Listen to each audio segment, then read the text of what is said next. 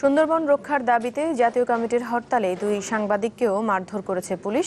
হরতাল সমর্থনকারীদের মারধরের ছবি তুলতে গেলে তাদের উপরও চড়াও হয় পুলিশ।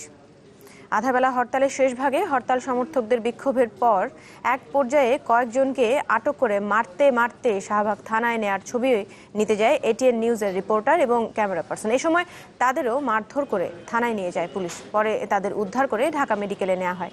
এই ঘটনায় এরশাদ নামে এক এএসআইকে সাময়িক বরখাস্ত করা হয়েছে। আর পুলিশের রমনা জোনের ডিসি জানিয়েছেন যে আরও ১৩ পুলিশ সদস্যকে শনাক্ত করা হয়েছে। তদন্তে দোষী প্রমাণিত হলে তাদের বিরুদ্ধেও ব্যবস্থা নেওয়া হবে।